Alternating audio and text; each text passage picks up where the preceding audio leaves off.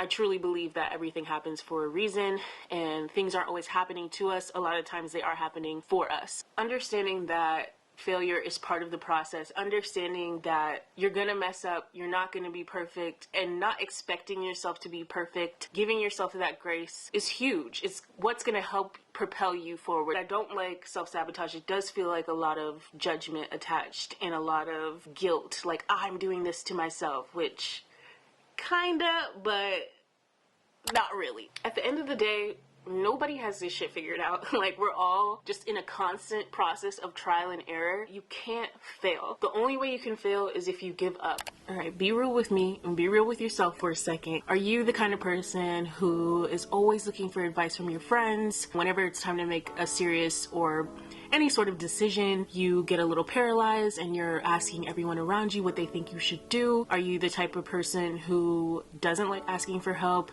but also feels like you can't really trust yourself? You don't necessarily know or believe that the path that you're currently on right now is where you're supposed to be. If any of those sounded like you, you're not alone, and this video is probably for you. So before we hop into the video, I just want to say that most of these videos that I'm putting out are honestly just for me. I am still on this journey of self-improvement and, you know, trying to align with my best version. I'm not perfect, and I'm not coming from a place of like expertise. I'm not a therapist or anything like that. I just am sharing things that have helped me along my journey. This journey is not linear. Sometimes I'm up, sometimes I'm down, and I like having these videos to look back on in times where I feel like I am off track a little bit. Oh my gosh, why does my light keep going down? Okay, I forgot what I was saying. I don't always have it together, and I'm still learning. I think recently I've been starting to trust myself and starting to believe that where I'm at is exactly where I'm supposed to be, even if the circumstances aren't always ideal. I know that I'm here for a reason. There's a lesson. I truly believe that everything happens for a reason, and things aren't always happening to us. A lot of times they are happening for us. And so yeah, if you're watching this and you struggle with this as well, I hope that this video will be able to help you learn to start believing in yourself and start trusting yourself, and help you realize the power that you hold to create the life that you want to live. I think where all of this lack of trust stems from is really just fear, whether that be fear of failure or fear of success. The root cause, at least for me, was fear, mainly fear of failure, but that fear came from knowing that I had let myself down in the past. Understanding that failure is part of the process, understanding that you're gonna mess up, you're not gonna be perfect, and not expecting yourself to be perfect, giving yourself that grace is huge. It's what's gonna help propel you forward. And I think it can be scary because once you start having that level of awareness and you start to know better, you start feeling like you should be doing better because you know what it takes, you know what you should be doing. So there's like this level of accountability and responsibility that comes with changing and believing that you have what it takes to change.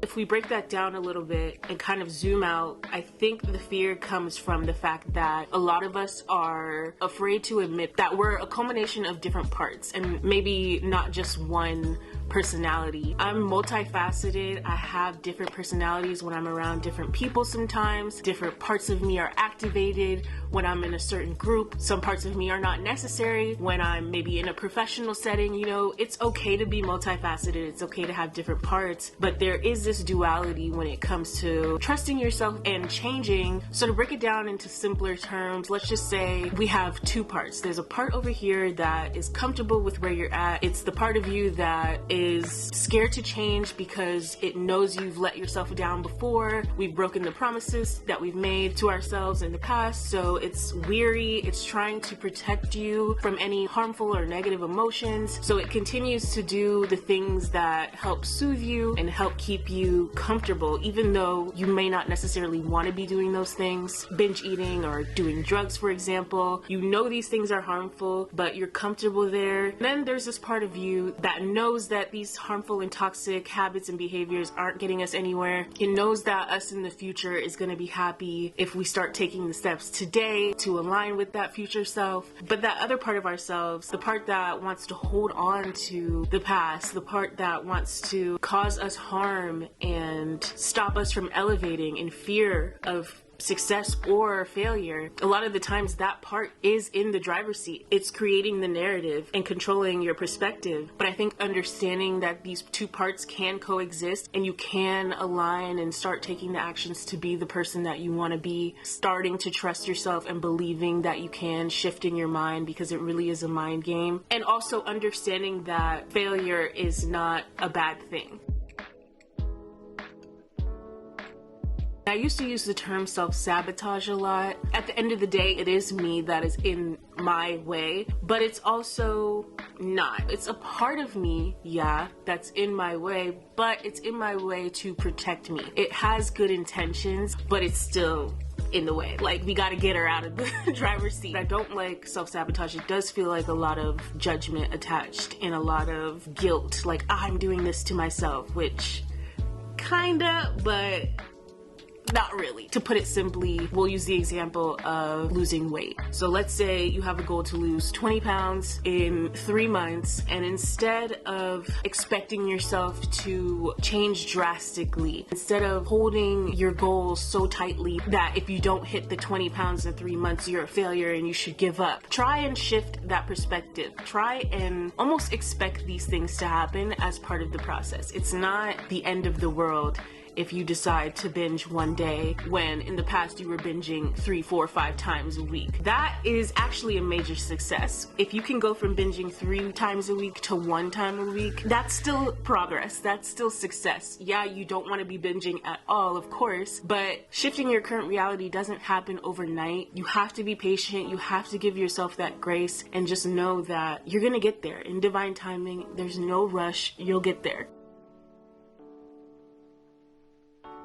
Intuition is a big part of trusting yourself, trusting the universe, God. If you've had time to be alone and with yourself and to be introspective, if you've been journaling and doing the inner work, the shadow work, 9 times out of 10, you're gonna know what it is you want. And if you haven't, I do recommend that you do that. Bust out that journal and take some time to figure out what do you want? What do you want? If you don't know, how can you trust that you're gonna get there? No judgment, just write it out. Don't worry about what anybody else thinks about what you may want or who you might lose along the way. Don't let any of those things get in the way. You're just writing it down so that you can become aware of what it is that you want out of this life. Once you become clear on that, I think that's when your intuition starts to kick in. You know yourself better than anyone can ever know you. You know what you like, you know what your interests are, you know what's gonna make you happy and what isn't. And so you need to follow that. Trust that those nudges that you get to follow things that you like, even if it goes against what other people might think may be good for you, only you truly know that. I think that's such a gift that we all have and we all kind of downplay, but when you know, and it's okay to go towards it, despite what anyone may think. Your intuition is never gonna steer you wrong. It's always looking out for you in your best interest. It is a muscle. You do have to work to start listening to it, start trusting it, taking risks, and doing things that you've never done, despite the fear, despite the uncertainty. That's how you're gonna build your intuition. And it's also gonna help you get that past you out of the driver's seat and get the future you, the ideal you, into the driver's seat. Once you start taking those baby steps, they should be baby steps, especially if the change is something that you have put on a pedestal. Losing 20 pounds is like this mountain you have to climb, especially if you're in that space. Just take baby steps. If you're trying to lose the 20 pounds, instead of worrying about what you have to remove from your diet, focus on the things that you can add, healthy things that you're doing for yourself that you can be proud of. Small actionable steps are what's gonna help you start to, one, keep the promise that you make to yourself. If you're trying to commit to something that you're afraid to do or you don't think you can, 9 times out of 10 you're gonna let yourself down and you're not gonna do it because of that fear. Doing something small, something that you know you can accomplish. I know I can eat an apple in the morning tomorrow. That's a success. It doesn't have to be this big drastic change, and I know we all want that instant gratification and results as quick as possible, but a lot of the times once you start moving from your intuition and moving from a place of love, and not a place of hate as the catalyst for your change, a lot of the times it happens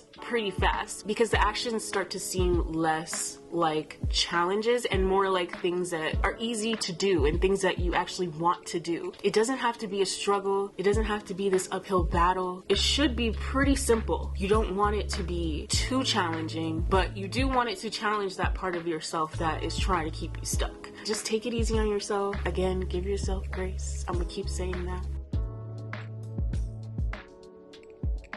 At the end of the day, nobody has this shit figured out. Like, we're all just in a constant process of trial and error. Yes, your intuition is going to be there to help you, and if you have, you know, a relationship with God, of course God is going to be there to guide you, but we're never going to have the 100% completely correct answer or the right path completely laid out. You know, there's always going to be challenge, there's always going to be difficult times, there's always going to be failures, so it's important to just be easy on yourself, but to an extent. Hold yourself accountable, be real with yourself. Ultimately, it is you that's holding you back. So it's important to find a way to make all parts of you happy. And I think those baby steps will help you do that, because you're not completely changing your bad habits. You're just trying to add in some new good habits. And I do have a video on how you can start changing your habits. I have it linked, I think it's on this side, and in the description below.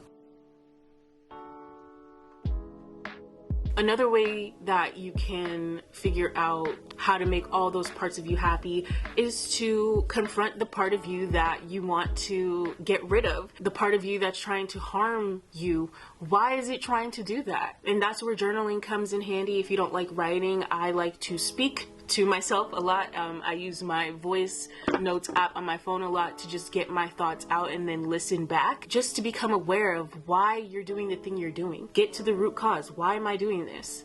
Why am I feeling like this? Why am I getting ready to binge? What am I trying to avoid? What void am I trying to fill? Get curious. You don't have to judge yourself. You're just trying to figure out why it's there, what it's trying to protect you from. And once you do that, just know that you can't fail. The only way you can fail is if you give up. Persistence is key. If you hit a bump in the road one day, but you keep going, that's not a failure. It's just a bump in the road. As long as you get up the next day and you continue to try, that is, at least for me, a success. Shift your definition of failure on this journey, because you're bound to fuck it up. You know, you're not perfect, and don't expect yourself to be. And yeah, I think that is all I had for you guys today. I hope this video was helpful. If it was, don't forget to give this video a big thumbs up for me and subscribe to my channel, of course. Let me know what resonated for you. Let me know what didn't. I love talking to you guys in the comments. Thank you so much for watching. I love you guys so much. And as always, I will see you next time with another video. Peace.